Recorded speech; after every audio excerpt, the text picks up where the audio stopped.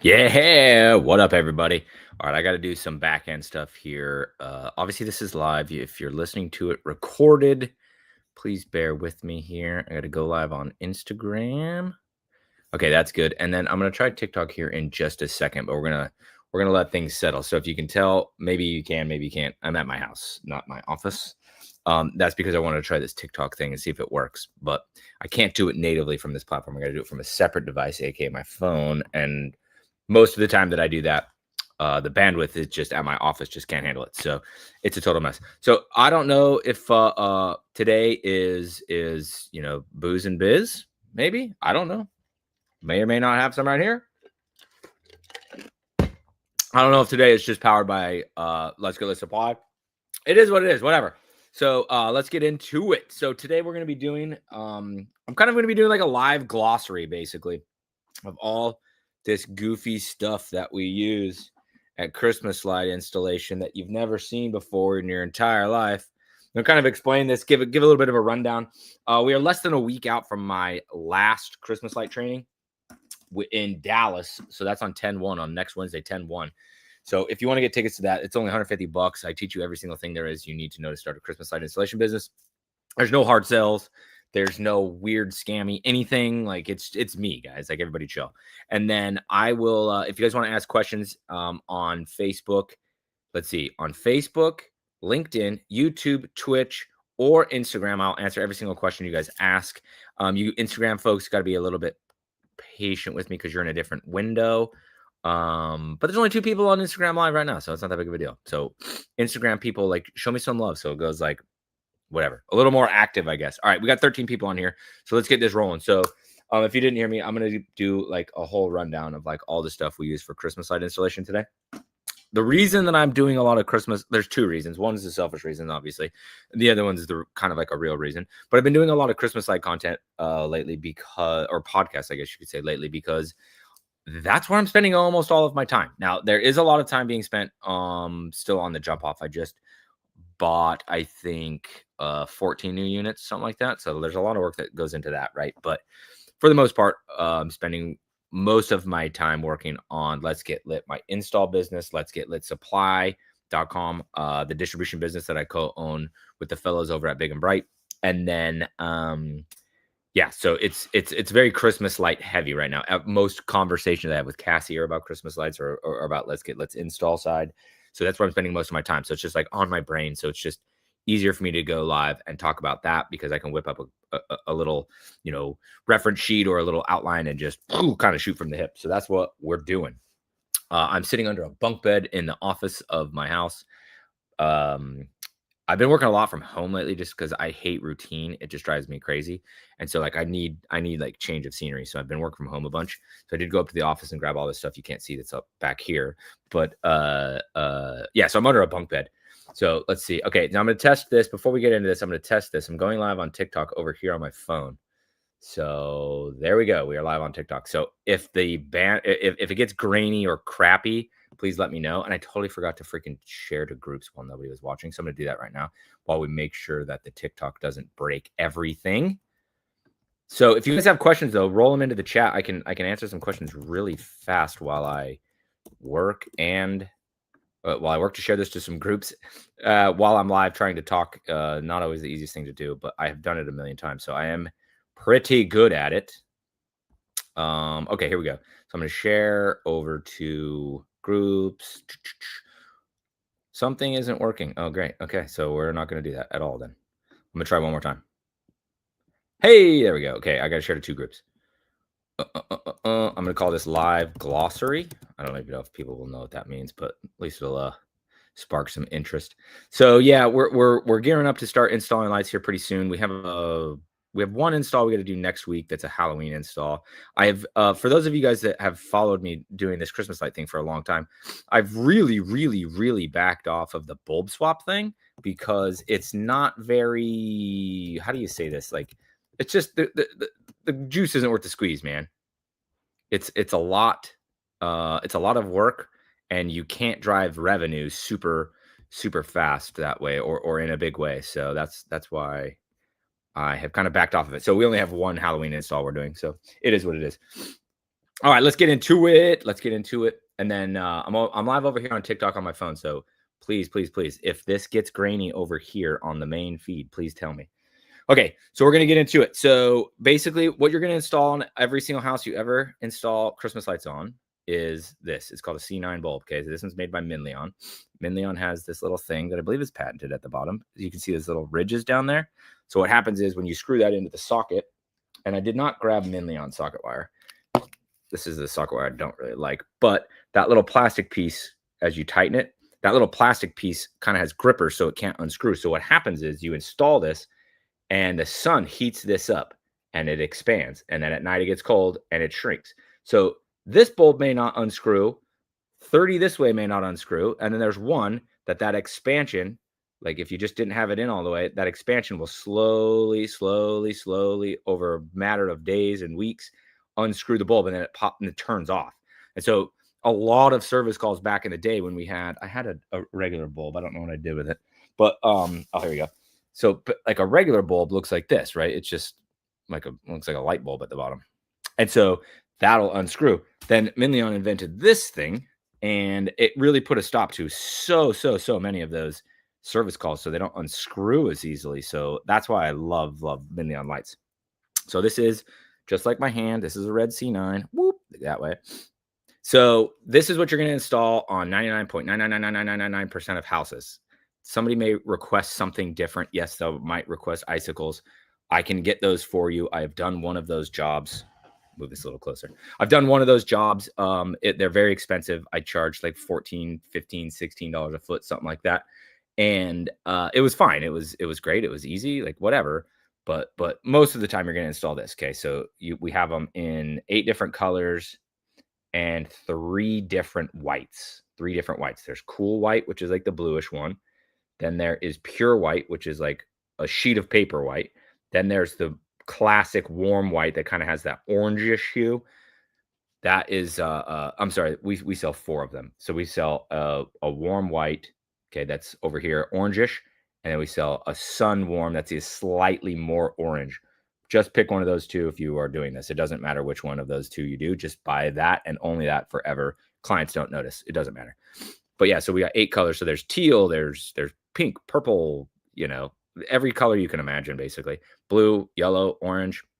But that's a C9 bulb. Okay. It's going to screw into socket wire.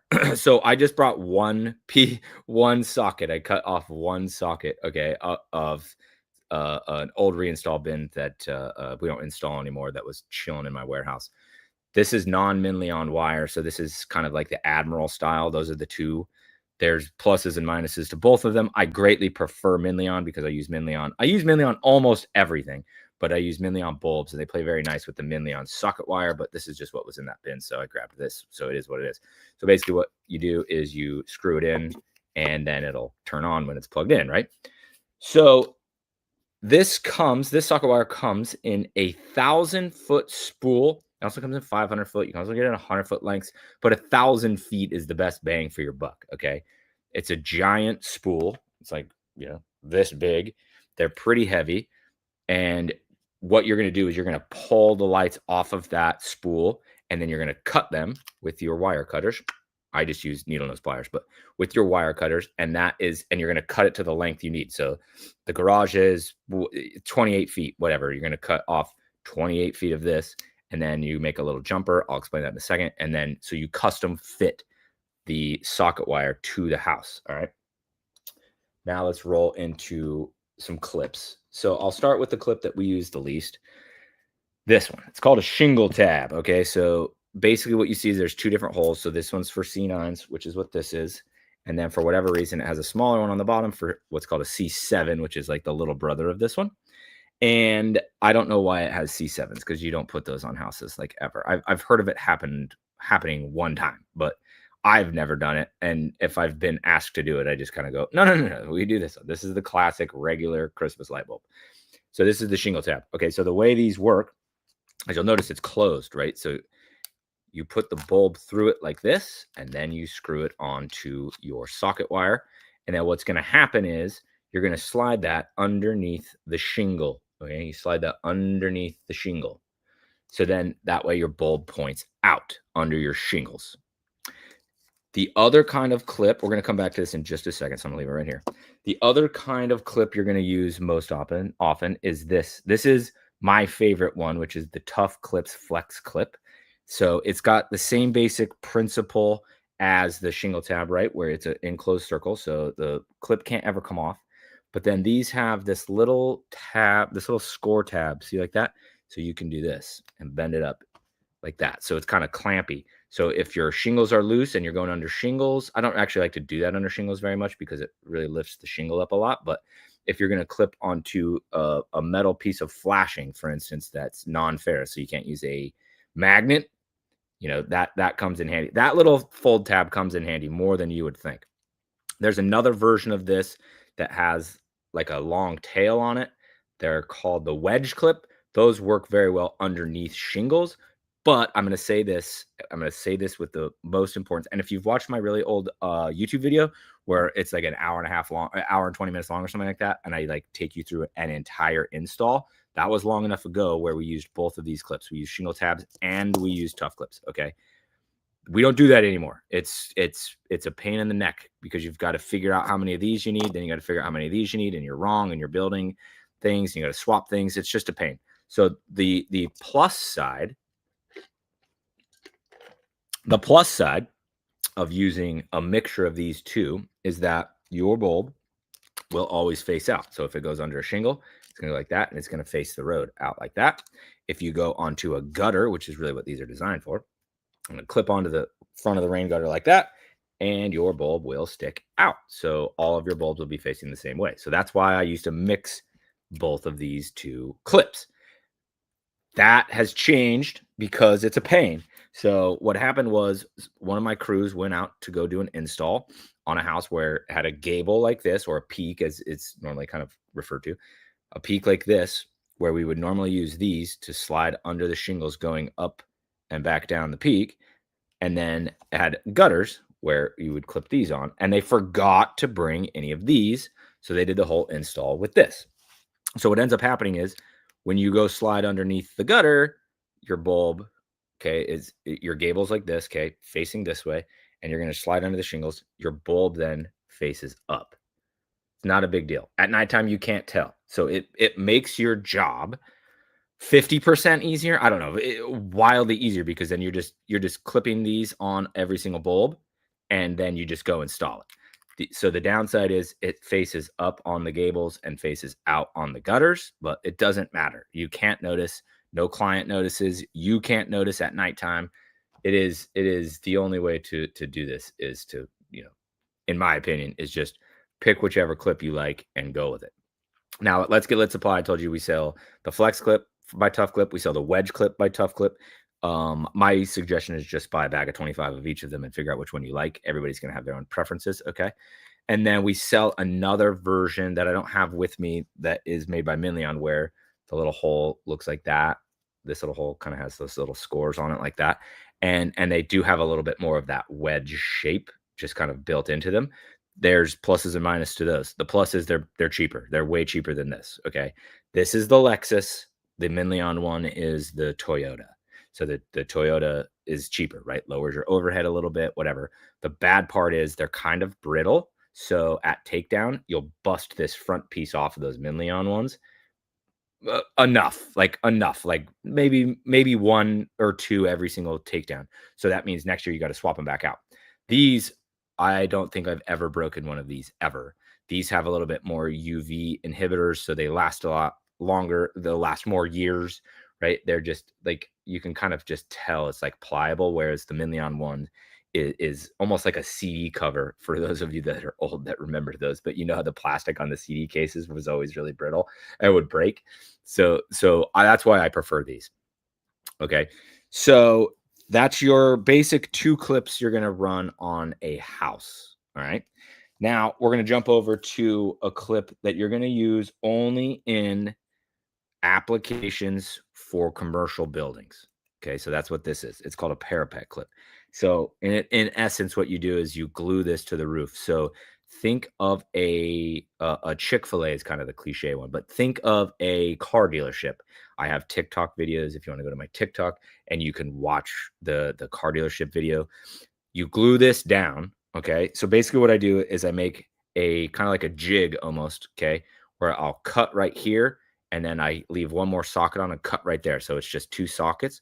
And then you can go and get your spacing correct and then you glue down your parapet clips. Then after you glue down your parapet clips, I don't know where my bulb went.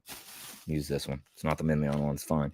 But after you glue down your parapet clips and then you build your whole line with shingle tabs, the shingle tab is designed to slide into the parapet clip like that. Okay, so you're going to use 2 clips on a car dealership, on a Chick-fil-A, on most commercial applications because they don't have shingles. It's not a regular roof. Make sense?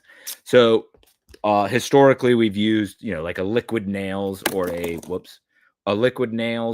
a Gorilla Glue. That's kind of the same deal, right? In the caulking gun, and you smush it down, and you wait for the glue to dry, and you come back a couple hours later or the next day, whatever, and then you go put your lights in.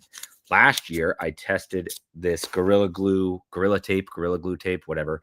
That's like kind of squishy, double-sided, and it's clear.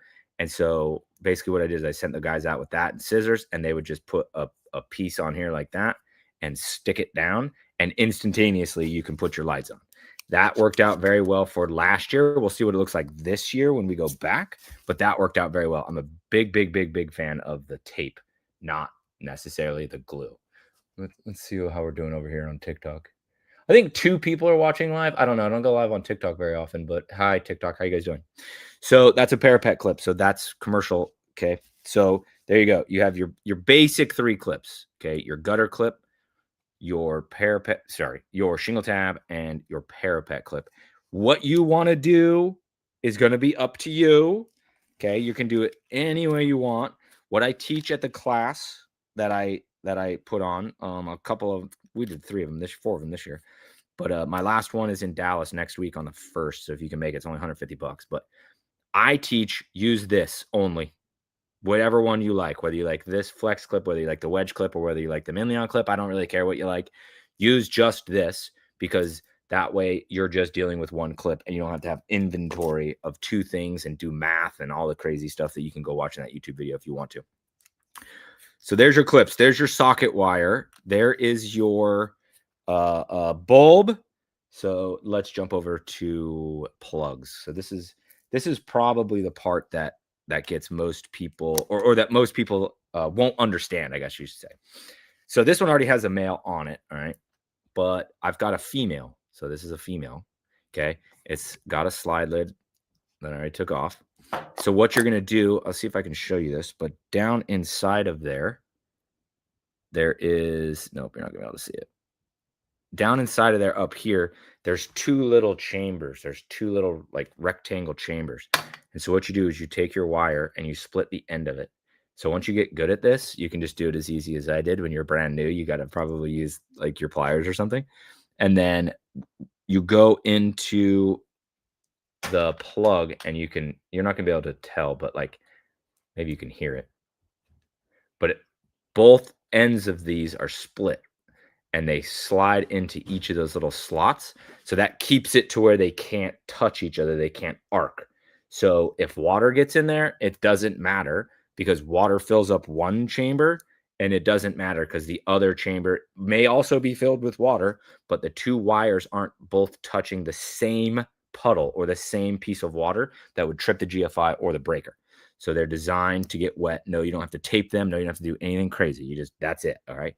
Doesn't matter which way these wires go. It doesn't matter if they go that way. It doesn't matter if they go that way. Don't overthink this. So once they're down inside of there, you'll notice, see if I can show you, there's little teeth. They're called vampire teeth. Oh, there you go. See those little pointy things, the little teeth?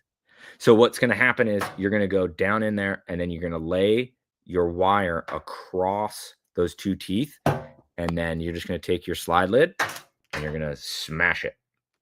So what happens is each of those little teeth, one is to this hole and is on this side, and one is to this hole and is on this side. So they plug, they puncture through the casing of the wire into the copper, and then that's how it gets power. Then you slide your slide lid on, boom. Now you have a Christmas light. So came prepared.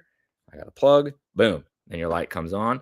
And then I can plug something into this end and it will get power because it's got the vampire teeth into the wire. So that's how the whole thing works.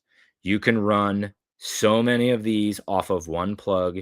You don't ever have to really worry about it. You don't have to worry about it. You don't have to worry about the load. Everything is going to be just fine. I don't remember off the top of my head how many it is, but it's like 2,200 bulbs or something like that, right? Where your average house is going to be like 150. So like you don't really have to worry about it. So I don't have a timer with me because you guys, I mean, I kind of assumed you would know what a timer is. So what we're gonna do when we wire up a house is everything, no matter what we do. I also don't have ground stakes here because I couldn't find them. All my stuff's up on the tall shelves in the warehouse. I couldn't find it, but we try to upsell a little ground clip that kind of works the same way as this, right? Screws on like that, but then has a pointy thing that comes down, so you can stab it into the garden bed, so you can outline the garden bed and have the house done. You're gonna wire it all to itself, and then it's gonna run to one timer, unless you're talking it's a $12,000 install on some huge house that you may need to split off because it's so big, or you run that many lights, but 99% of the time you're running to one plug. Okay. And so that's it. That's the whole thing. That's all of it. You don't splice. You're not like cutting wires. You're not capping wires. You don't need to be an electrician. You don't need to know any of that stuff because the plug, that plug, that plug is how you do all of it. Okay. Now I'm going to show you one other thing. I'm going to take this back off. So I'm going to show you one other thing that you're going to do that makes this, it's like the most favorite part of Christmas light installs from a professional standpoint. If I can get this off. Wow, I really can't. Okay, there we go. Jeez. Okay, so this one already has the knockout tab knocked out of it, but there's a little tab right here. So it won't be open all the way through like that. There's a little end right here that, and then you just take your teeth and bite it out of there. So the reason that you're going to want to knock that tab out of there, because then you can do what's called an inline female. So an inline female is the exact same thing as putting it at the end, except you put it right in the middle and smash it on there and then put on your lid. And so what's going to happen is as you puncture the wire, the copper wire with those teeth in there, those little vampire teeth, now I've got a live plug right here. So I plug this light in. I can plug another jumper, another one of these to another section of lights, or I can put a male on this big spool of wire and I can run up to a dormer window. I can jump to a new level of gutter. I can run down to the garden bed. I can do whatever I want because I can put this wherever I need to. So I always have an ability to jump off of this line, no matter how long it is. I just put an inline female wherever I want to. Now I can put another jumper to go down to anywhere, get power anywhere I want, anywhere I want. I'm going to go check over. So the comments don't roll into from Instagram, don't roll in here. So I'm going to go see if there's any questions over here on Instagram. There is not, but hi, Instagram. How are you guys doing? I'm checking on you. Okay. So that's inline female. So that means you can do anything you want, right? Because now it's a live plug. So if this is plugged into the wall, you can get power wherever you want. Okay. Now the last plug I'm going to show you is a trip. This is a trip. So the next plug I'm going to show you is basically both of these plugs like this, except they don't plug. So instead of having to, in the old days, what we would have to do is we'd put a female on this, and then on another blank jump wire, we'd put a male and we'd plug them in together and send them out. You got to use two plugs. Okay. So it's double the cost. And then it can come unplugged at any time. They're very secure, right? So while they're on the house, they're not going to come unplugged, but you're going to go do takedown and they come apart. If you don't notice, or more frequently, one of your guys does it by accident, they unplug them all, whatever, reinstall next year is a total freaking pain. So Minleon invented this. It's called the one plug, sometimes called a universal. So basically what this is, it's got a slide lid on both sides and it will be able to, there we go. So it's got a slide lid on both sides. And so it's basically a plug without any plugs. This side has vampire teeth. This side has vampire teeth. And so instead of having to put a female and then a male and then plug them together, you basically just throw this down in there, put it across the vampire teeth, slide your lid on, and then your next, let's see if I can get it on here. They're kind of tight. I usually do those with the handles of my pliers. That one went good because it's warm. But so then instead of doing a female and then another male, instead I can just do that next jump wire or that next piece of whatever I'm using. I just wire that in there. Here, I'll do it. I'll do it real quick with this. So this is blank wire. Okay. So it comes in spools of 250 feet, which is what this is. It's a little busted, but it's the one that was down and accessible.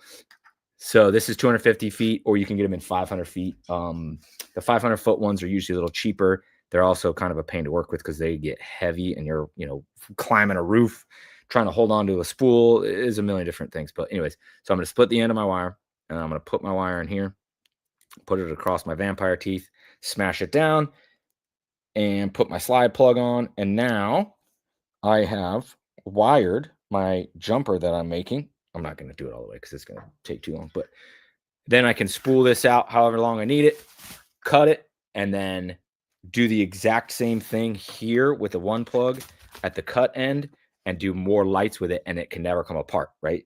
And then the other cool thing about that is this is 80 cents, this is 80 cents, this is 80 cents. So instead of $1.60 to make this happen, it's only 80 cents. So for anybody that's going to be a new installer, you're going to love these. You're going to want to use them like crazy. They're super badass and amazing. For those of you that have been installing like me for many years, they kind of can mess with your brain because you're not used to these one plugs, dude, trying to get this out. You're not, oh my gosh. I don't have any like tools with me either. But yeah, they're a little bit of a trip for me to remember how to, I can't get it off. John, what's up, John? John's on Facebook. He's local to me. Is the one plug more in stock? I think that's what you're asking. Is the one plug just more stock? Okay. I think I understand what you're asking. So yeah, that's the other thing is it is, kind of one more thing you've got to carry in your toolbox, carry in your tool bags, whatever. So it's more stuff to carry around. My guys don't use them. Like they won't use them. I can't get them to use them. They're just not used to them. It's just too new. And I know like talking on this live right now, it's going to be kind of simple sounding, right? When you're out there building a system, like even my brain, I'm like, oh my God, should I use one of these? Do I use one of these? Because there is times you're going to want to use this so you can unplug it, right? A good example would be where you're going to jump down to the groundwork. You don't want the whole groundwork to be permanently wired to the roof. You're going to want that to unplug. So it's just kind of weird when you're out in the field using the one plugs. It's just kind of like hard for my brain to no pun intended, kind of be rewired. Maybe that was pun intended, but to be rewired, to remember to use this, because like I just reach into my tool bags. Like I wear a tool belt. I just reach into my tool bags and pull out a female, and then I pull out my wire and I put a male on and plug it in and I go, oh shit, I just forgot. So for all intents and purposes, we did a very bad job using these the last 2 years. They were invented 2 seasons ago, and then I went hard. I have boxes and boxes of these I bought, and the guys were like, we don't really like to use those. Is it fine? I'm like, you know what? I want you guys to be fast. I want you guys to be efficient. So yeah, do you. And so they use males and females predominantly, but these are amazing. Okay, now let's talk about ending your run. So let's say this is the very last Christmas light that's on the house. These flex clips are cool because you can do this. Not that it has a very good application to be able to snap that over there, but it's versatile, so it's cool. So if this is the last Christmas light on the house, you don't leave a bare wire. You don't tape it with electrical tape. You can get liquid electrical tape that you can like paint on there. It's just put one of these on, dude. It's 80 cents. It looks professional. It's totally safe. It's going to last forever. So you can end your run in a one plug, or you can end your run in a female. We've always done females until these were invented. They're totally interchangeable for ending the run of lights. Does not matter. Okay, does not matter. But you need to cap it in some way, shape, or form with one of these two. Okay. So, yeah, John said, cool idea. My brain is wired the same as yours. Yeah, pun intended. Yeah, it's just kind of weird. But like, as you're out there building, like you're just so used to just going boom, female, boom, male. Like you have to like stop and think. It's kind of trippy. But for all of you brand new first year installers, this will be badass. You should totally use this a lot. Okay, let's jump over to our blank wire. So I kind of already alluded to this, but this spool, 250 or 500, and you can just use it for whatever you need. So down here in the South, we have these gnarly, scary things called hurricanes.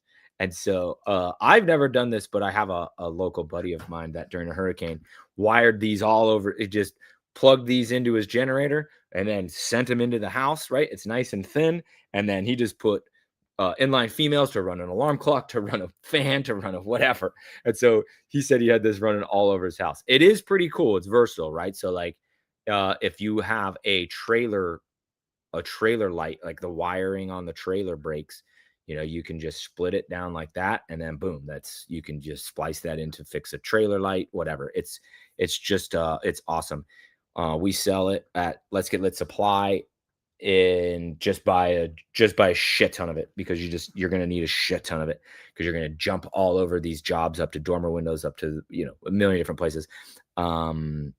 If you're ever in a pinch, you can get this from Home Depot or Lowe's. It's called lamp cord there. It is much more expensive at Home Depot or Lowe's than we sell it. But if it's a Sunday and you didn't realize you were out and you're totally screwed, you can go buy some of this over at a hardware store called Lamp Cord. But it's amazing. One of the things that's super cool, like let's say you're doing a project, like we did one last year where we've done his house multiple times, and we add on every year, and he's like notorious. Like he likes to add on every year. Let me see what it looks like this year. Next year we'll add on. Very awesome dude. Very patient, right? To add year over year. But he wanted to add, or he changed his entire front landscaping. It was beautiful. There's this beautiful wooden fence, and then there's all these holly bushes. I don't remember how many there is, 30, 40. And so basically what you do is off of the groundwork that we did this is at the front entryway of his house. His house is set way, way back. It's a big property. And so we already had groundwork lights there. And so then you just pop an inline female right into the groundwork. Then you put a plug on this. If you want to, you can make it inline with these. They have a knockout tab right there. It's right there at the bottom. So you can do it inline with this too. But so then you put a plug on it, you plug into it, and then you can just run this spool, and it just goes and goes and goes and goes. I usually keep actually 3 screwdrivers with me, but I'll take one of my long favorite ones that are made by Craftsman, and I just put it through there like that, and then just go and just walk. And you can just walk down and put a piece of zip wire all the way down, and then every single bush just gets an inline female, and then we can wrap the bush with minis, these. So there's like a red bush, a green bush, a red bush, a green bush, and you just run this all the way down and jump off of it. So you're not making multiple jumpers. It's just one long run of wire, and then each bush just plugs right into it. Super awesome. This stuff is great. There is 2 different ways you can make your power cords. We make ours with this. I don't understand why some companies make them with this. I've seen them in green. I've seen them in orange. I've seen them in brown. I know there's a company near me that charges for this. Like, so if you have your own, I guess you save $30. I don't know. We just make our own power cords out of this. So this goes directly, we'll have a male plug on it, go directly into the timer, plug in, usually by the front door, but kind of depends on the job. And then this is the power cord. Run this up right to your first light, and then boom, start wiring. Okay. Next up, we're going to talk, let's see, I'm trying to make sure I'm hitting everything. Okay, next up, we're going to talk minis. All right, so let me plug these in so you can kind of get an idea of what the heck they are. These are 6-inch spacing. So they come in 2 different spacings. They come in, there you go. They're very bright. They come in 2 different spacings. They come in 4-inch spacing and 6-inch spacing. So that's the difference between that, right? That's 6. Yep, that's 6-inch spacing. So the way that these are referred to in the industry is by how many lights are on the 25-foot length. They're all 25 feet. The number of lights that are on the 25 feet run. Okay. So 6-inch spacing on 25 feet has 50 lights, right? Simple math. The 4-inch spacing has 70 lights. So we refer to this We don't refer to it as the spacing. We refer to it as 50L. The L stands for lights. There's 50 lights on my 25-foot length. Then, so it's 50L or 70L. You get to use whatever you want. 70L has more lights, therefore it is brighter. It has more lights, therefore it is also more expensive. Last year, I had historically used 50L because I don't like gaudy, bright, super like blinding lights. I don't like that. I like a little bit more nuanced look. It's just how I am. Last year, I said, screw it. We're going to get 70L instead, thinking it's fancier. We go do jobs in 70L. I don't like it. I really don't like it. There's so many freaking lights that it turns into like this blinding bush instead of like a well-decorated bush, in my opinion, right? And I'm the distributor that's on this trying to sell lights to you. And I'm telling you I like the cheaper, not the more expensive. So you can take my word for it. You may like 70. I like 50. Doesn't really matter. Just figure out what you like and what you prefer to offer your clients. Generally speaking, you're going to charge the same amount, whether you're doing 50L or 70L, you're going to charge the same. Or I guess maybe if you want to do 70L, you can charge more, but the way you bid these, yeah, let's get into that. That's kind of complicated. So when you go decorate with this, back up. When you go decorate a house with this, you're going to do some version of a measurement to figure out how many feet of lights you're going to run. You're then going to have your dollar amount per foot that you multiply those feet that you measure by to give them their quote. So, perfect example. If you have a house, you measure exactly 100 feet and you're going to be charging $8.50 a foot. That's very easy. It's an $850 job. Boom, done.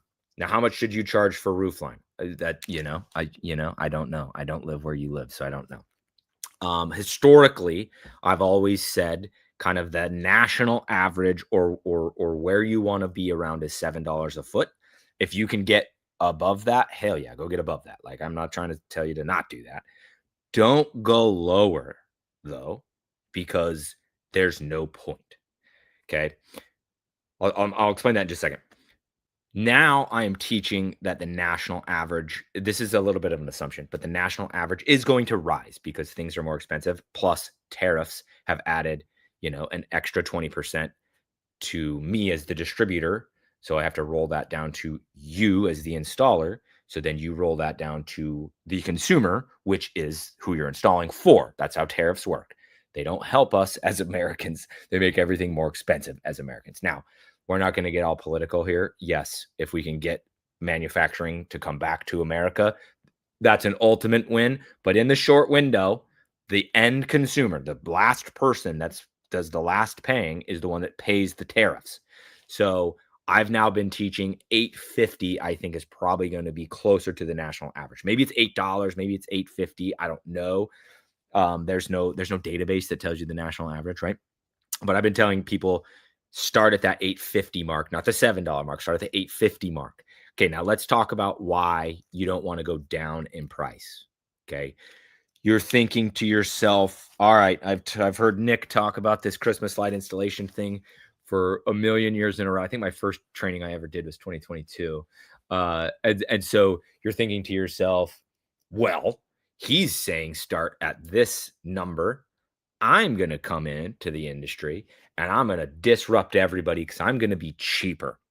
And I'm going to be able to be cheaper because I don't have a warehouse. I'm going to use my own truck and I'm not going to get commercial insurance. When I take the lights down, I'm going to store them in my attic. So I don't have storage fees.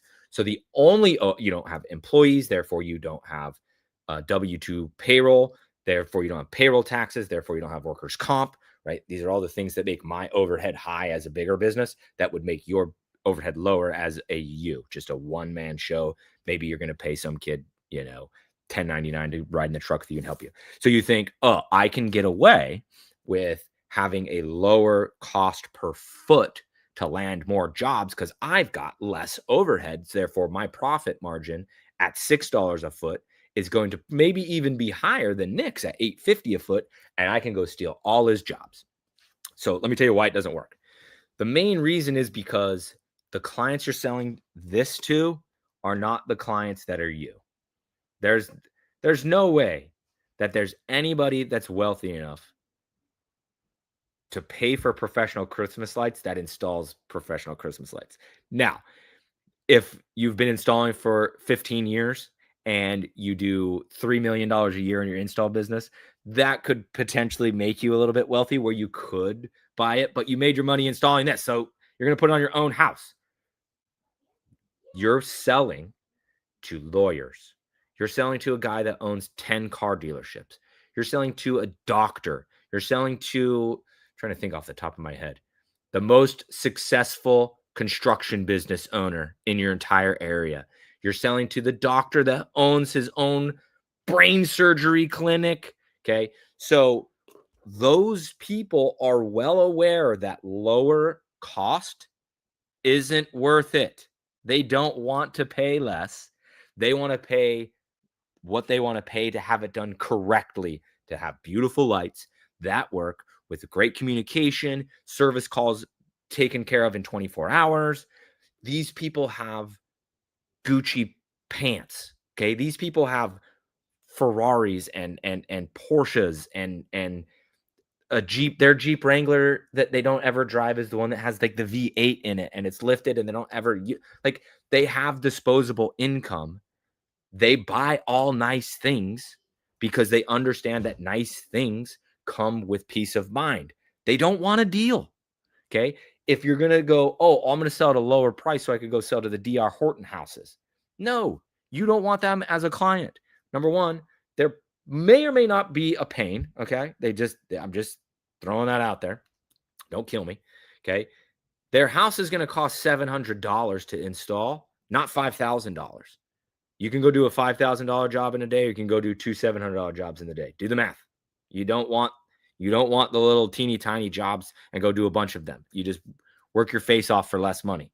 It doesn't work. So that's why you price yourself where you're supposed to price yourself for your market.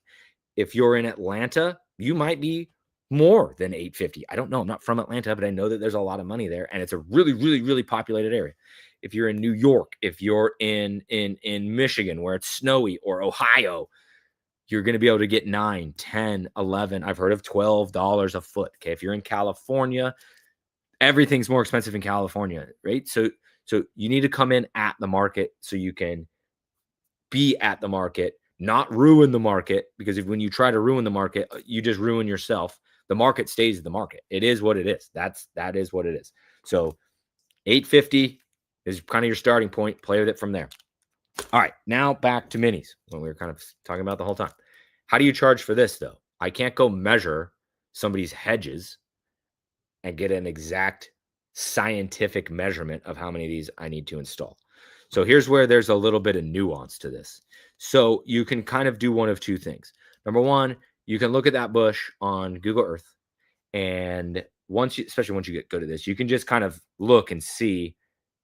I think that one's 8 strands. I think that one's 9 strands. I think that one's 6 strands. It's pretty fast. It's pretty quick. It's pretty easy. You're going to charge per strand installed. Okay. The number I'm about to tell you, if you're new to this, is going to boggle your mind. Just stick with me. I know what the fuck I'm talking about. Lowest you're going to charge for this, $40 per strand installed, taken down, balled back up like this, and put in their bin till next year. Then next year you go reinstall it all, right? $40 a strand. That's your basement price.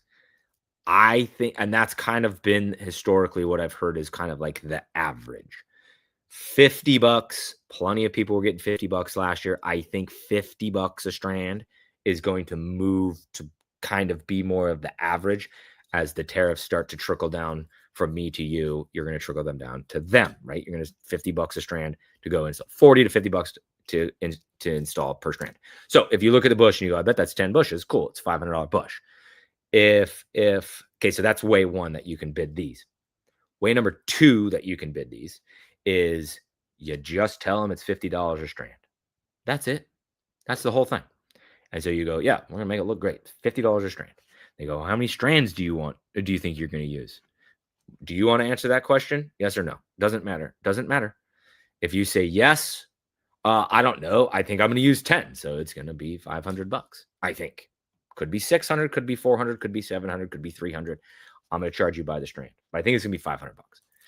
Or you can just shrug and go, I don't know. I haven't done it yet.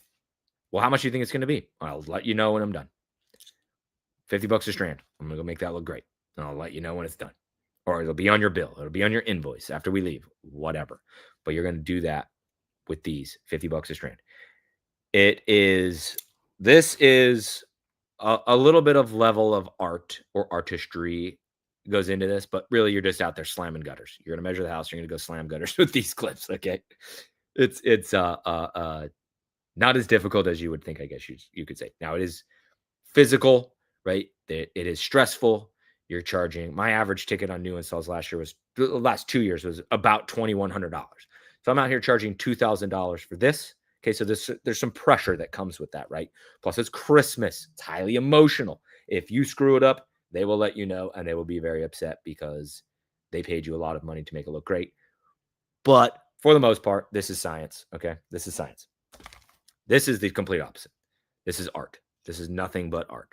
You're painting with light, and you're trying to guess of how much paint you're going to use. That's it. If you're going to go with option one, where you look at the bush and go, I think it's going to be 10 strands, and you tell them 500 bucks, and you get done, and it was 12 strands, what do? You're the entrepreneur. You got to figure that out, not me. Do you charge them for 12? Do you eat it? Whatever. You got to figure that out. But this is an inexact science or artistry. Okay. If you're going to do pillars, you can do science on pillars, on posts, on tree trunks. You can measure it. If you go to Let's Get Lit Supply and then under resources, click resources, we have this thing that Matt built. That is Matt Billington is one of my business partners at Let's Get Lit Supply. He has this thing where you just type in the circumference of the post or the tree, the spacing that you want in between lights. When I say spacing, as you come around the tree, right? Because it's kind of like a corkscrew. This is not going to be very user-friendly, I don't think. But how close they come around the tree and how close those two things are. 2 inch is going to be way brighter than 6 inch, right?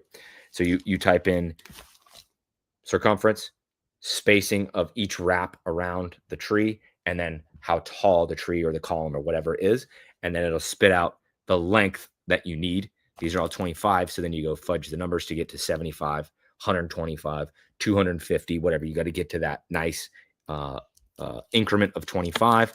And then you'll know how many lights that column needs. That is science. With bushes, no. If you're going to go up like a crepe myrtle or an oak tree, whatever, and you're going to go up the trunk and then down all the branches, it's impossible. It's yeah, let's talk about that. Bidding trees. I was having a conversation with a guy on DM this morning about that, actually. A guy named Caleb that's coming. It's coming virtually to my training.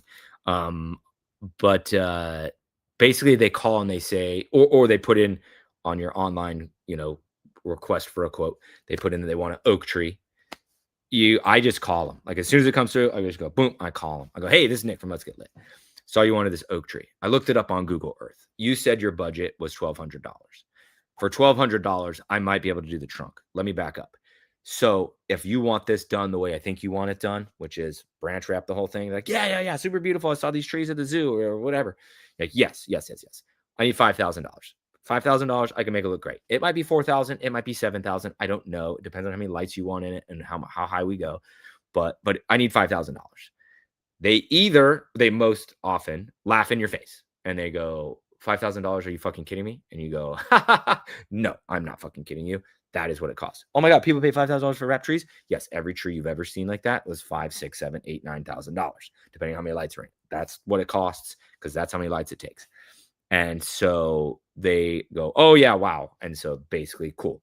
Conversation ended. Now I'm very cordial and I do a good job talking to them and kind of like working through it and getting off the phone, in 60, 90 seconds with some laughter and they love me, right?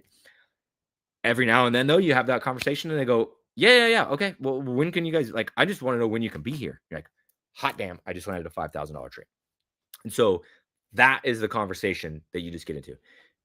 When it comes to, I'm talking those big oak trees, but when it comes to those trees, I'm going to show you. I'm going to see if I can show you one. But when it comes to those trees, if they're like, well, what do you think you could do for 3,000? I really was 2,500. Me personally, I get out of that conversation. I don't want to deal with that.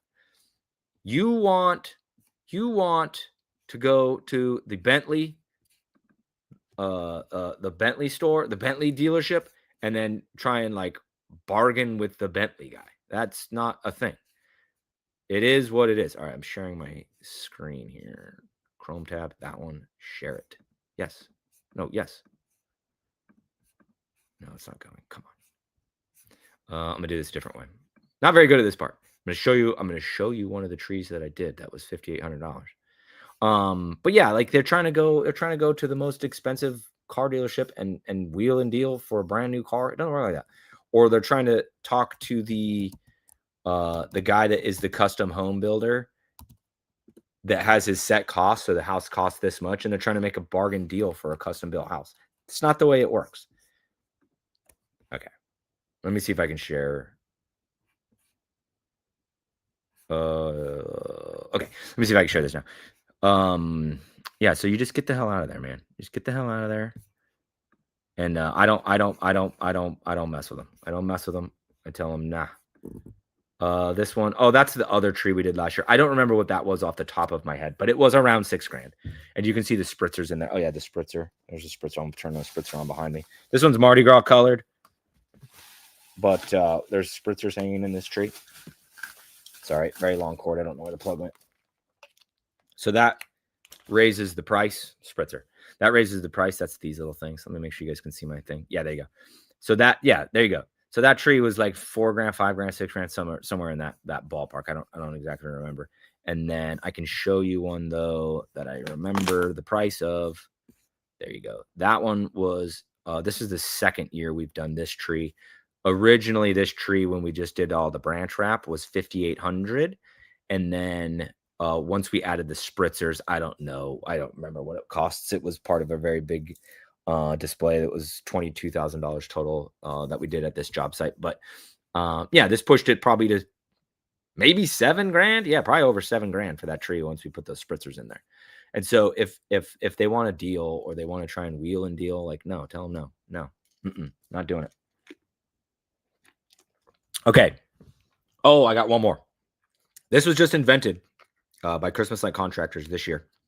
They are our partner, by the way. They are like our partner dealer. Oh, let me unshare this. They're like our partner. What's happening? I want to be big. There we go. So Christmas Light Contractors is our partner. They're our distributor, so we work with them on almost everything that we do and sell. But anyways, they invented this. Okay, so it is a suction cup that holds your lights. So your lights will screw in. I don't know what I did with mine, with my piece of socket. There it is. So when you're going to go trace lights, trace windows, what we do is we hot glue them up to the brick or the windowsill or whatever. They invented these. They invented them last year, and they were like too wimpy. They didn't work. So then they beefed them up, and they may have overbuilt it, but so it goes like that. Okay. And the reason all these clips do that, by the way, is so when at takedown, they don't come off. You can't lose them. They don't ever come off. But then, you get that wet, and then you stick it to the window, and then you go like this, and that suctions all the air out. You guys probably have seen these, for you old people. Your Garmin used to hook to your window like this back in the day. And then nowadays there's phone mounts that do that too. They'll hook to your windshield. And when you go like that, right, it sucks the air out of them. But then that traces your window. So we have these on Let's Go Lit Supply too. Much easier, much more expensive than hot glue. I promise that. But then this thing is going to last. I mean, I don't know. This thing is essentially going to last forever. I don't foresee these like breaking anytime soon. 5, 8 years, whatever. But that way you can then just go stick that to the window and then trace your window like that. If you're not going to do that, what you do is you take a hot glue gun. Yes, a hot glue gun. And you put up your lights. So I'll measure my window. And then I get my bulb count for how many sockets I need. I cut it. I wire it. And then I go and you just take your hot glue gun. And then right there at the end, little dab of hot glue. And then it goes on the brick. It goes on the windowsill, like whatever, like however you want to do it. And then I go back after the glue has dried and I go put my bulbs in. The bulbs are heavy. So if you're going to glue this up with bulbs in it, the bulbs are clinking around and it's heavy. Without the bulbs in it, it's nice and light. It's much easier to put up. There you go. Okay, what questions do you guys have? I have now shown you all the basics except the yard stake or the ground stakes. I couldn't find any. I couldn't find any at my warehouse, so I didn't do that. If you guys want to come to my training, it's $150. I teach you every single thing you need to know. It's in Dallas next week on Wednesday, the 1st of October. I also have a virtual ticket. The virtual ticket's $99 or $100. I don't know, something like that. $100. And you'll be on like just like this, and then you just get to watch me teach the whole class in Dallas for $100. There's no crazy hard sell in there. I teach you every single thing you need to know. I don't gatekeep anything. It comes with support from myself and Matt, Matt from Big and Bright Inflatables, for those of you that are in the bounce house industry. But it comes with support from us all year. You can get to us, you can text us, you can DM us, whatever. When you're in a pickle, we can jump on a FaceTime and help you figure out how to wire this or jump to that or build this, whatever. Yeah, so if you want to go to that, go to letsgetlitsupply.com. The front hero picture is like a guy holding a little C9, red C9 like this, and it says training, and you can go by it there. Or in the top menu bar, there's a thing that says training. If you're on your phone, you got to open the hamburger menu, the three lines, tap it, training, it's in there. $100 for virtual, $150 for in-person in Dallas. I would love to teach you. There you go. Oh, I'm going to put this on. I forgot I can put these on here. There you go. Mark Aldous said, go to his training. Well worth it. It's $150, dude. I used to charge $800 and sell out the entire room. I used to charge $800 and sell out the entire room. I have had multiple students with a crew of guys that they can utilize, right? But I've had multiple students leave year one and do $100,000 in revenue year one. Your margins year one, 40%, maybe 50%, really depends on your overhead. I don't know how you're going to run your business. So that's kind of like, I can't answer the question fully. But then as you go start your reinstalls, right? So next year, that reinstall house is going to pay the same amount of money or a very similar, slightly, a little bit loyalty discounted number, or whatever you want to do. They're going to go pay roughly the same number, but the entire system's already built. You already solved the Rubik's Cube. So you're taking out a solved Rubik's Cube out of a bin, and then you have a map that says, this is where your lights go on the house. And it's like 1/4, 1/5 of the labor to go put that back up. Plus, you don't have it's done, right? You don't have to pay Google. My CPCs on Google for Christmas lights is about $4.50 every time somebody clicks my ad on Google. It takes about 10 of those before we make a sale. So basically, I give Google $50-$60 before I close one new client. Okay. Then I have to pay Cassie to measure the house. Then I have to pay Cassie a commission if we close the house. And this year I have salesmen that will also make a commission. So there's all this money that's coming off of the top. Okay. Then I got to pay the guys to go out there and solve the Rubik's Cube and install it.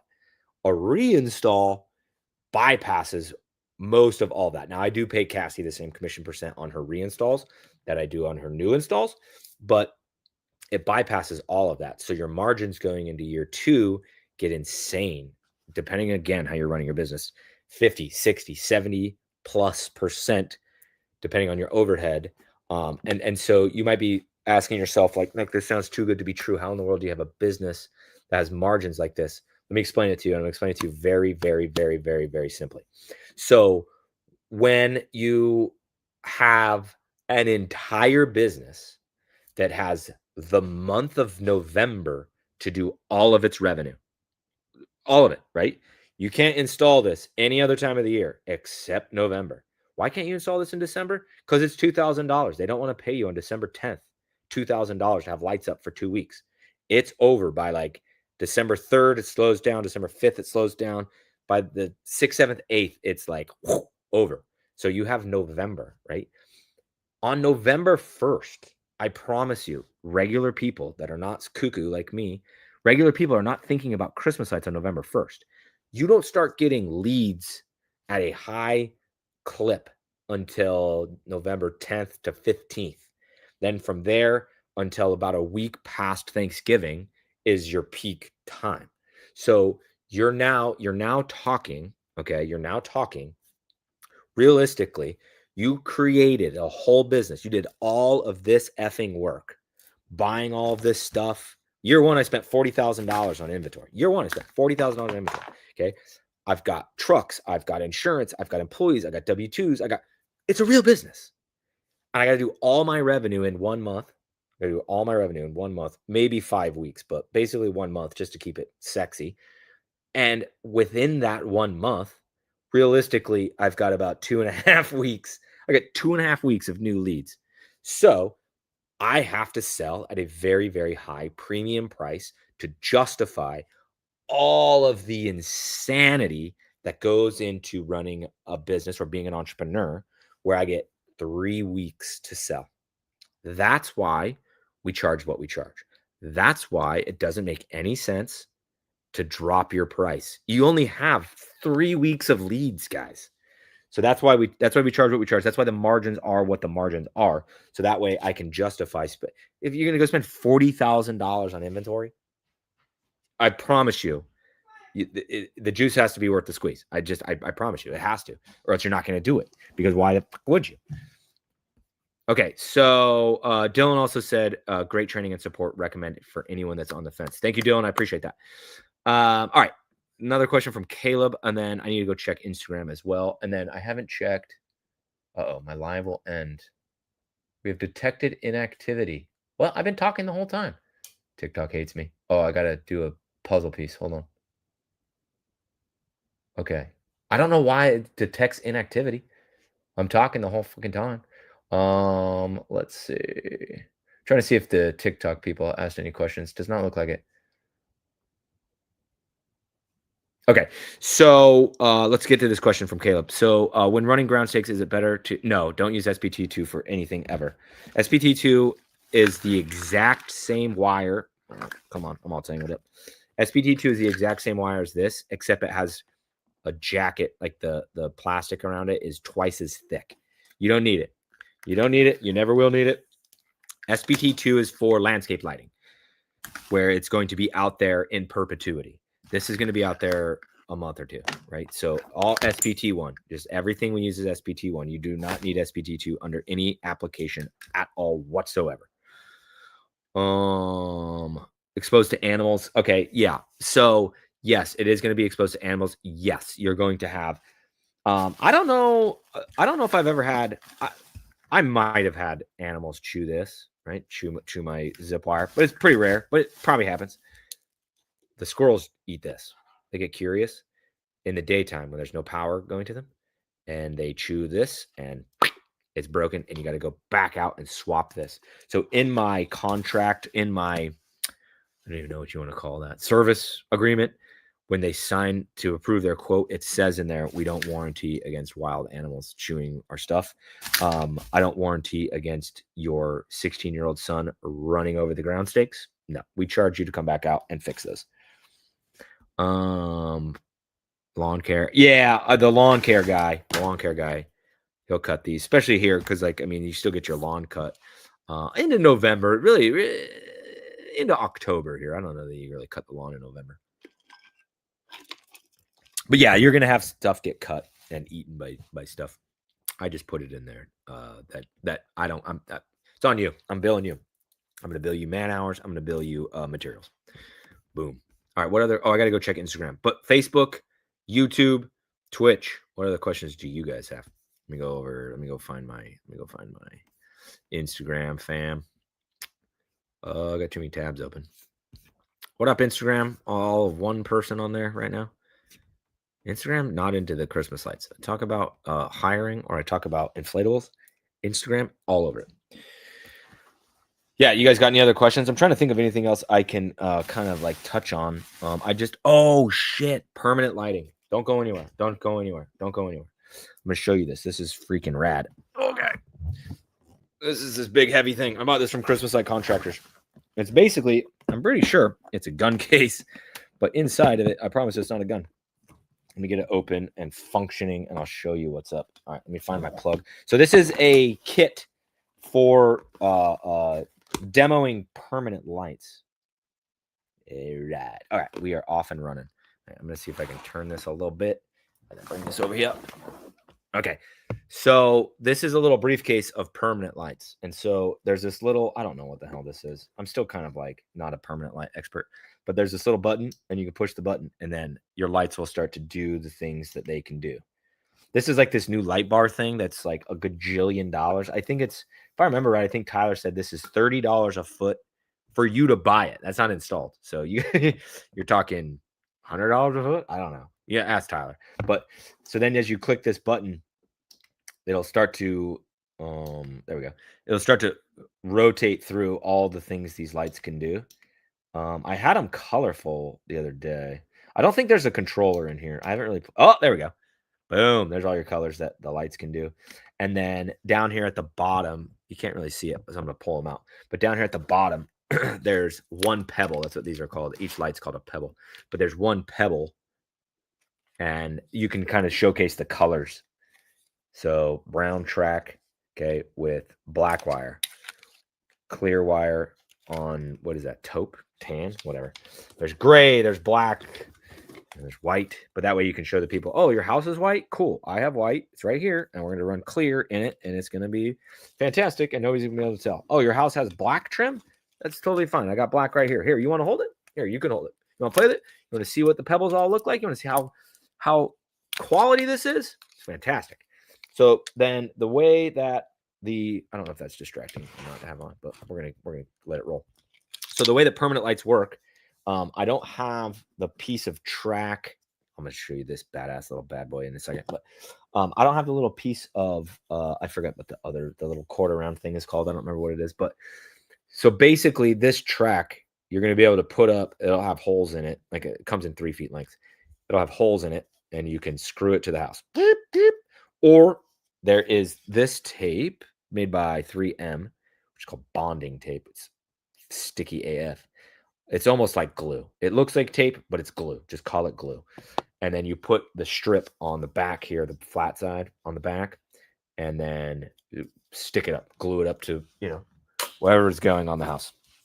The other thing you can do, this little channel here, this little round channel, there you go. This little round channel has another piece that you can glue that up.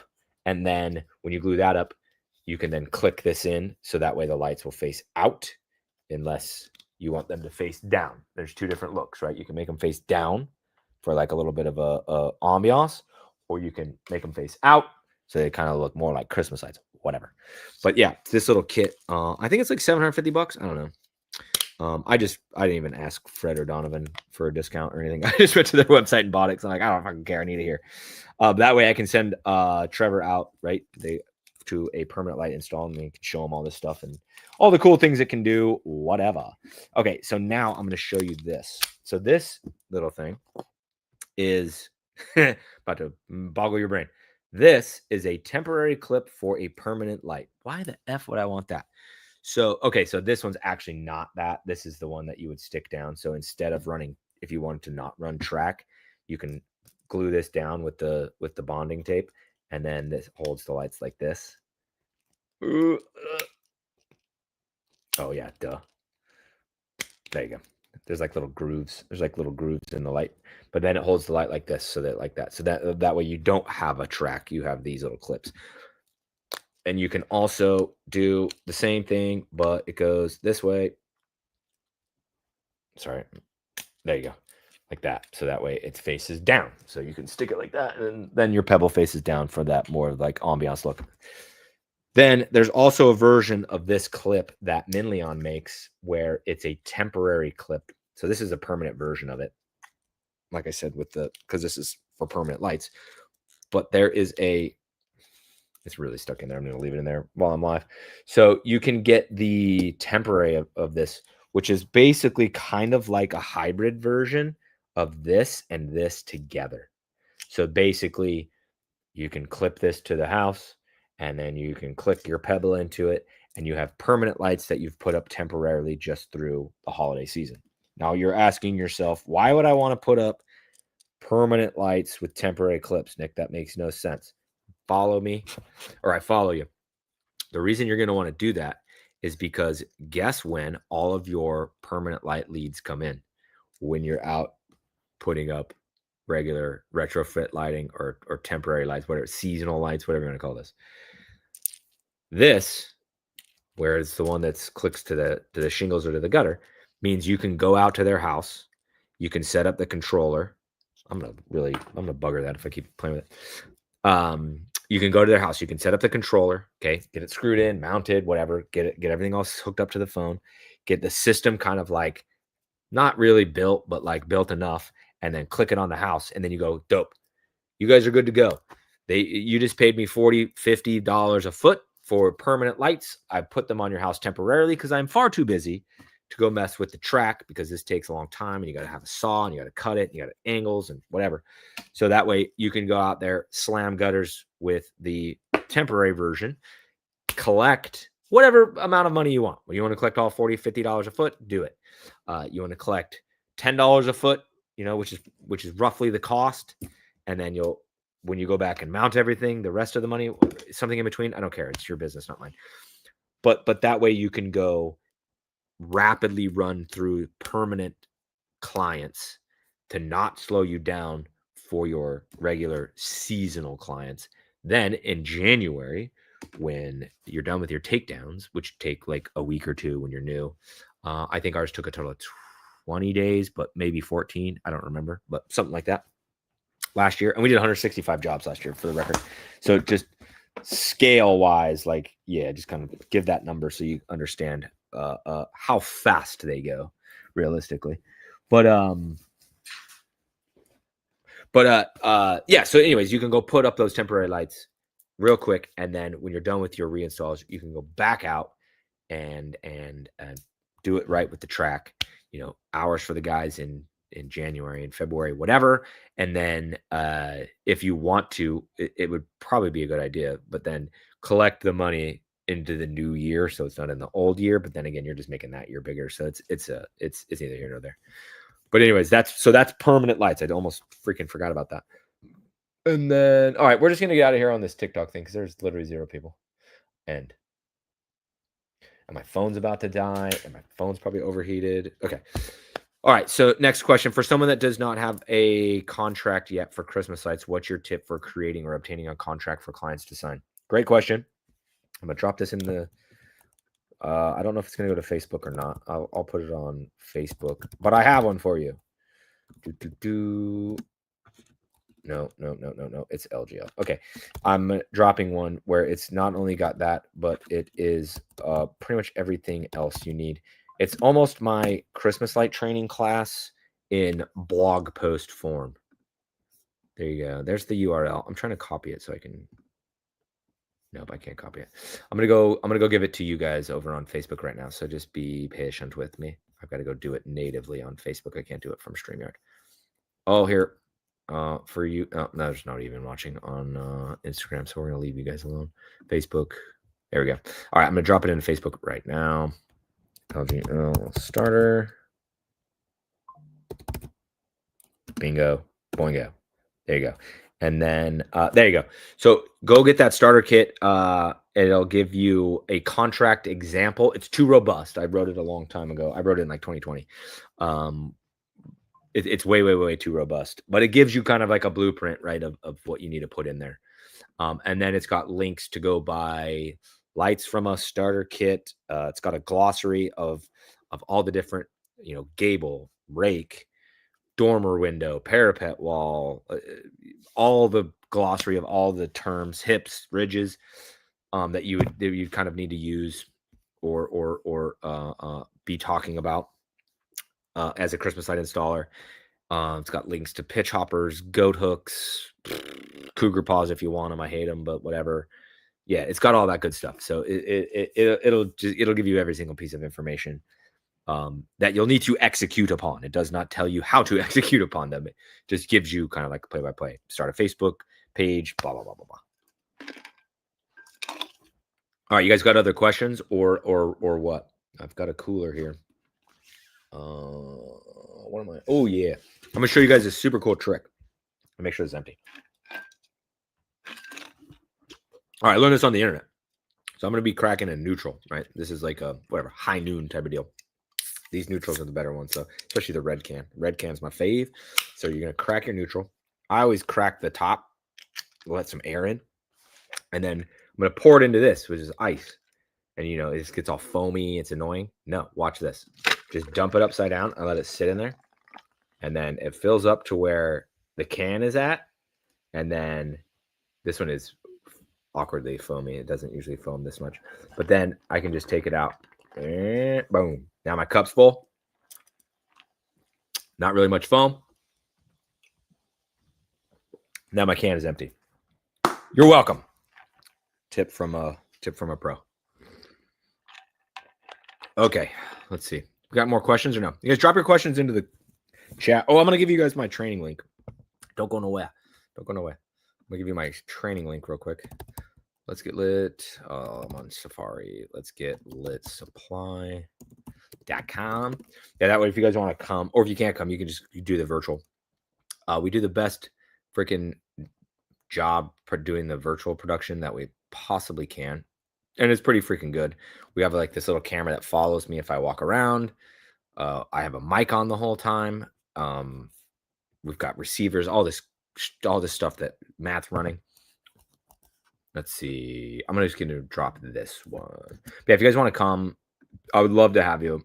It's not anything scammy. It's 8 to 9 hours. There you go. It's 8 to 9 hours. I'm coming for you, Facebook. Chill.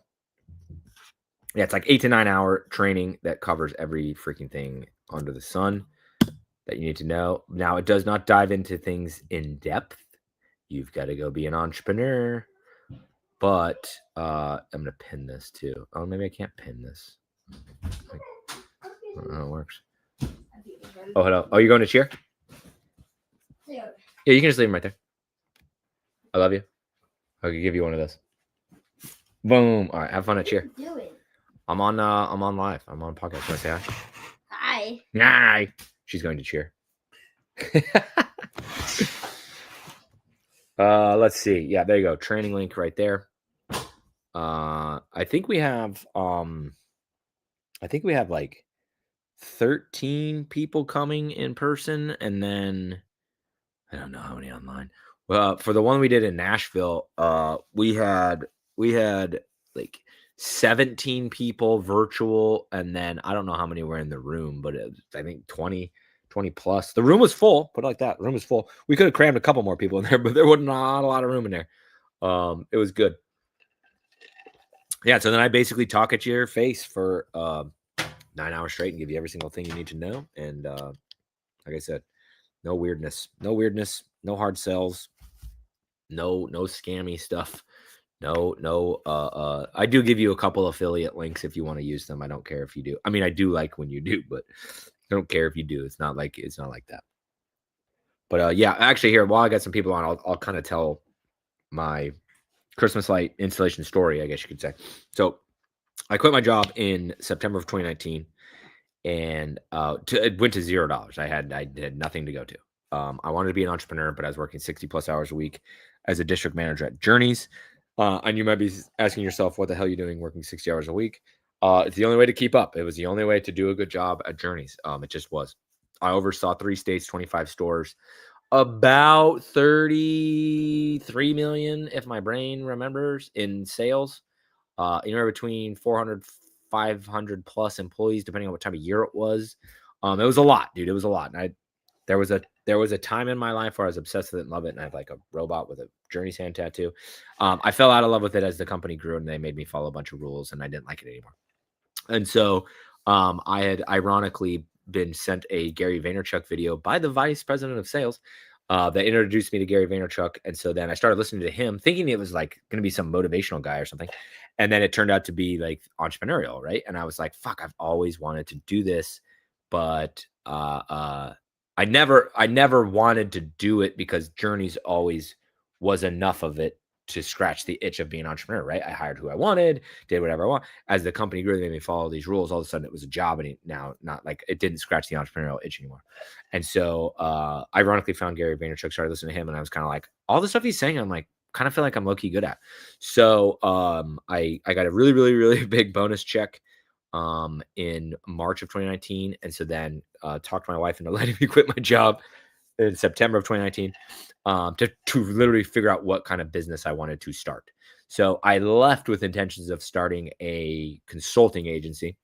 And I sat in this room. It was my office at the time. It didn't look like this.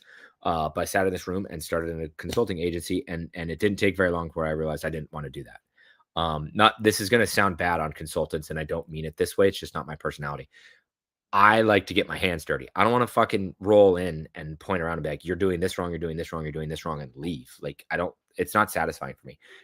Now, you guys, if you follow me, watch my YouTube channel, whatever, you're on this. So you're watching this. So you know how much I love to teach, or at least I hope the amount that I love to teach and mentor people, comes through this camera into your heart and your soul. But it's like my passion, right? Like, I just love it so much. So that's why I was going to start a consulting agency, kind of thinking like, oh, cool, I can do all the stuff I love and not have any of the headache of operating. And then I realized, oh snap, I'm an operator too. So I ditched that idea. I started driving Uber and selling garbage off the side of the road to bring in some income, so my wife would not be super disappointed in me or super on my case to get a job. Just like mitigate that a little bit to give myself a little bit more runway.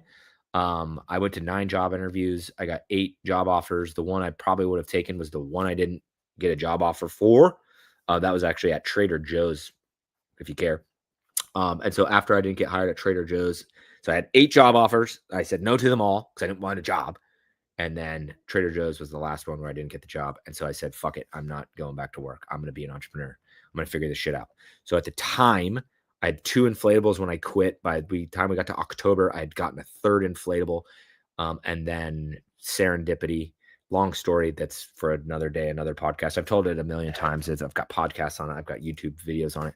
But I managed to find 9 bounce houses in an enclosed trailer that I bought for $2,000. I sold the enclosed trailer for $2,000 a week later. So I got 9 more. So now I have 12 inflatables. I kind of started to try and scale that. Michelle was angry at me that it's not a real thing. It's not a real business. It's just a cute side hustle. I need to figure out what I want to do. I became a real estate agent. Fucking hated that.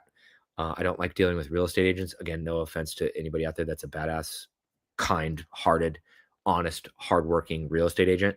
You're just the rarity. I can't do it. I can't do it.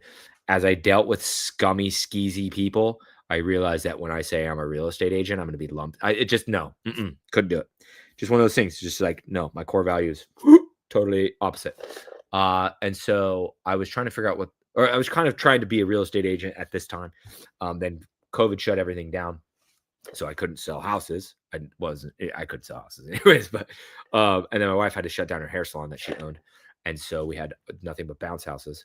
And so that's when the jump off took off. Cause I'm like, the only asset that to the Glassett's name is the 12 bounce houses in our garage. So we made a viral post and that took off.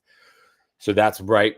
April 2020. So rewind a little bit. So that year, right around Thanksgiving, my next door neighbor, Lori, and I were walking back from the bus stop, dropping our kids off at the bus stop. Boston was in kindergarten, which is crazy because he's in 6th grade now, but Boston was in kindergarten. So PJ was in 2nd grade and her son. And so we're walking back over and she goes, at this time, everybody was giving me ideas of businesses I could start. I could clean solar panels. There's a business where you can blah, blah, blah, whatever. Right. So I'm selling garbage off the side of the road on eBay, became an eBay power seller very quickly. I was selling things on Facebook Marketplace. I was a G on Facebook Marketplace. I had the algorithm figured out. I had the description. I was a G. And then driving Uber. And so she said, I bet people would pay you to go hang their Christmas lights because I always got to get on Scott's ass to hang the Christmas lights. And I was like, that's not a bad idea. By the way, my wife always had to get on me to hang the Christmas lights. And I did the shittiest job. No. I did the quickest, easiest, laziest job I could do because who the fuck wants to hang Christmas lights? So anyways, I go, that's interesting. So I walk back in the house, right, which is all torn apart because of flooded and everything. This room was all ripped apart. My office was in my bedroom at the time because our house had flooded and I was working on redoing the floors by myself. Some of my friends and my dad helped me, but right, DIY project. And so I looked it up and sure as shit, there's companies that are Christmas light hanging companies. I'm like, I don't know. So, long story short, I make a Facebook marketplace post or a couple maybe. I said I was selling a roll of Christmas lights, and then when the ad got approved, I went in and changed everything to said I will come and hang your Christmas lights because you can't do services on Facebook Marketplace. And then the phone started going off to my dismay or to my my disbelief. That's the word I'm looking for.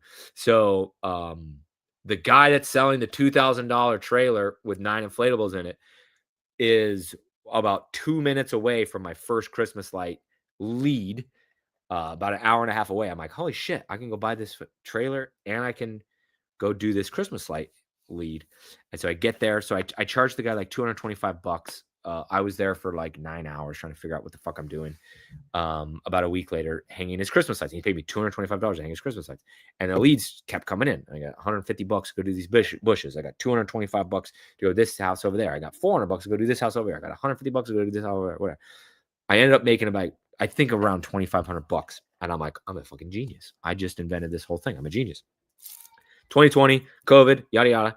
Jump off goes from 2 inflatables basically last year in 2019 to $85,000 in revenue with no website. It all came through my phone on Marketplace. I was that guy.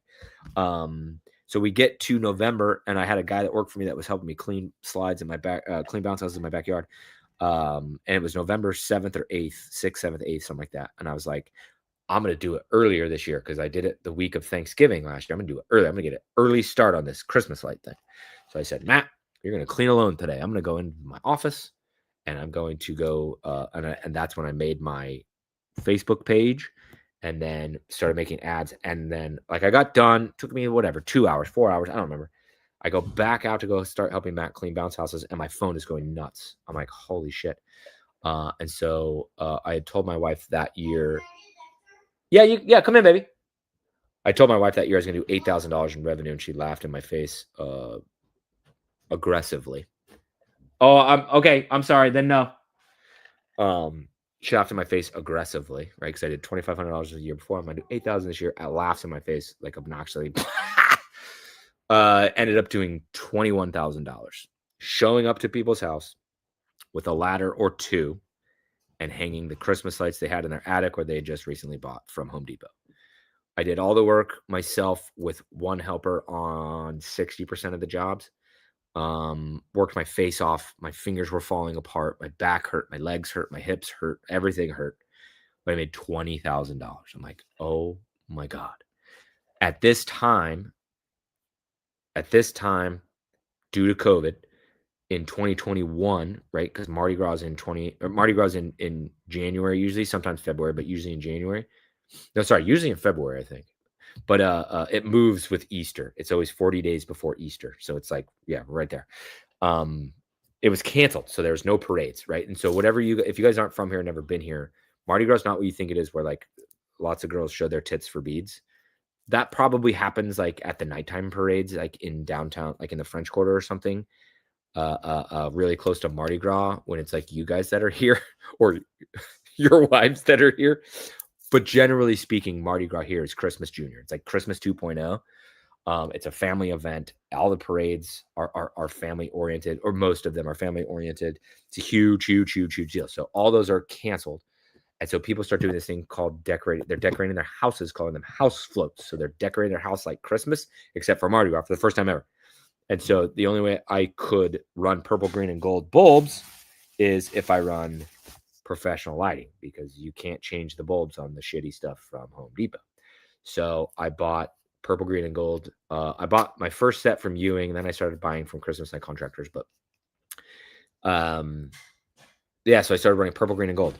So for Mardi Gras, right, I did 1/5 or 1/6. This is getting old. I've told this story so many times that the details are getting blurry. A lot less, like 1/5, 1/6 less work than when I did $20,000 the month before for Christmas lights. I did like $16,500 in revenue. Like I barely worked, and the work was way easier. So at that point in time, so this is January, February, whatever of 2021, I was like, oh yeah, we're going to this. I always said I wouldn't because it's too expensive. I like to give people Christmas, blah, blah, blah, blah. And I was like, I did over $16,000 barely working for Mardi Gras. Imagine what I'm gonna do in Christmas. And so that was the year where I spent like not quite 6,000, like $5,600 or something on materials preseason. About now, thinking, all right, we got enough. You know, this is gonna get us rolling. We're gonna do good. I had told my wife my goal I think was 60 grand. She laughed in my face. I said, yeah, but F you. My goal is actually 1,000. She said, you're gonna do $100,000 in Christmas lights, and I smirked because I've proved her wrong every time so far. I smirked. I said, watch me. And so then in 2021, basically ran some version of 3 crews. We did 125,000, 121,000, something like that in revenue. So for all intents and by the way, I only turned 2 clients from I install their lights into professional. Everybody was new, but 2 clients to this, right? So it was Miss Debbie, who we still do her lights. She's one of the only clients we have that insists on cool white. So she's cool white bushes and cool white house. So Miss Debbie, and then a guy named David. I did his house, I think, for 2 seasons. We don't do his house anymore, but I only flipped 2 clients from the old way. So for all intents and purposes, all the clients are new, right? So year 1 of installing professional lights, I did $125,000 in revenue with no like head starts. I didn't have like some crazy head start thing. You know what I'm saying? So yeah, so that's kind of my story. So then the next year, right, we did a little over 200,000 next year, something like that. That's when Fred and I became friends. We did my first training at my old warehouse. I've upgraded. I have a twice as big warehouse now, but we did it in my dirty bounce house warehouse on my dirty bounce house rental tables and chairs. We did our first training ever. That must have been September of 2022. Yeah.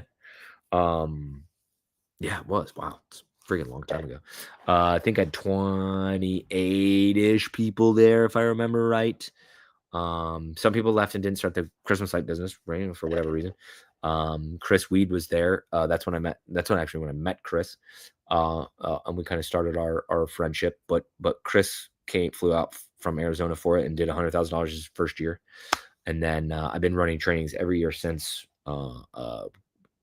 Good at them now. I like the content flows. Yeah, come here. This is our kitten. He's jumping all over the place. Yeah, our content, the content flows off the top of my head. I know what I'm doing. I know what I'm talking about.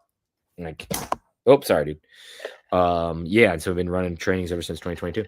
And then I co-founded Let's Get Let's Apply. I'm not gonna tell that whole long story, but I co-founded Let's Get Let's Apply in 2023. Yes, in 2023 with Matt from Bigger Bright Inflatables. And then our other business partner now is Joe, who is the videographer for Bigger Bright Inflatables. Woo! Okay, that was a long story. Real estate license. Yeah, I hate it, dude. I hate it. I hate it. I hate it. Oh, here you go, Kyle. 20K year 1. This is year 2. And I have rescheduled all but 1. Wow, that's good, dude. All but 1. I don't have that level of the success rate. I should have tracked it the last 2 years, and I totally didn't. Off the top of my head, I'd want to say like 70% reinstalls. But my first year in the business, I had invested what I thought was a bunch of money, which was less than $6,000 in materials. And I wasn't selling jobs. Now, like right now, was having a hard time closing jobs. But who's closing jobs right now? Especially as a new installer. And so I installed at the time was $7 a foot. And I stayed at $7 a foot, but I discounted their reinstall. Don't ever repeat this. I discounted their reinstall 50%. And so, and then I did a version of that for too long into the season until it popped, right? And then once it popped, I was like, oh, stop. And so I've been trying to get rid of a lot of those old clients because they're a pain in the ass. They, like I told you, they couldn't afford it year 1, but they could afford it year 2, year 3, which was what the contract stated. And so I sold people that I shouldn't have had. And so I've been working on getting rid of them.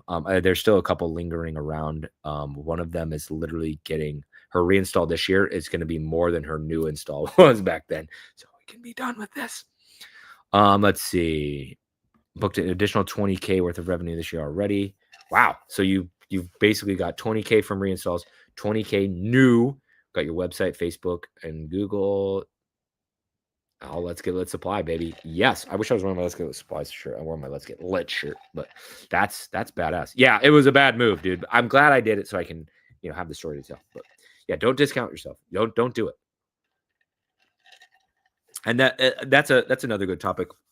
So my Facebook group is called Christmas Light Business Mentors. It's kind of quiet. We're working on that. It'll get really big and be really popular this time next year, and we'll grow this year and get much more engagement in there. But in Fred and Donovan's group, it's called Christmas Light Contractors. That's the name of their company, and then that's the name of their Facebook group. I don't remember how many people in there, 12,000, 9,000, something like that. Big. It was the biggest one by far. Every day there's like 99 posts in there that like, this new guy came in and he's only $6 a foot or $4 a foot or $3 a foot. I'm losing all my clients. I'm like, bro, if you lose a client to somebody that charges $3 a foot, they were not going to say yes to you at $9 a foot. I'm sorry. I'm not sorry. Like, stop. That's like Ferrari being mad that Chevy only charges $100,000 for the Corvette. We're losing all of our sales to Corvette because it's so much cheaper. No, they're two different things. Yeah, any other success stories to share? If not, I'm going to get out of here and get some shit cleaned up because I got a mess. I got a mess sitting around me. I'm going to go check on you, Instagram. Oh, man, you guys are lame. Oh, we do got a question from Instagram. They're not watching anymore because there's 0 people watching on Instagram right now. Lots and lots on Facebook. But from Marco Salzano 90, he says, Nick, how do you handle when customers tell you they won't be home by the time you get there for delivery and they want you to come at a later time? I usually accommodate, but it messes with my route. That's an inflatable question. We tell them, no, that's when we're coming. Like, if we can move it, we move it. If it doesn't put us out and mess with our route, but I ain't messing with our route. Like, I got 3 every Saturday. I'm not messing with my route. My route's my route. All right, let's get litsupply.com. Trainings, buy stuff from us. Starter kit to get you going. We'll get you a free, I didn't even mention this. We'll get you free admission to the training if you go buy a starter kit. $1,700. You can do 3 to 5 houses. And then you come to the training for free, whether you want to do it virtually, whether you want to do it in person, it's up to you. But I'm going to get out of here. I love you guys. Thanks for hanging out with me and talking Christmas lights. I only get to do this so much because Christmas lights is a short season, and I love when I get to do it. I'm so passionate about it. I got a fucking C9 tattooed on my hand. All right. Love you. Peace.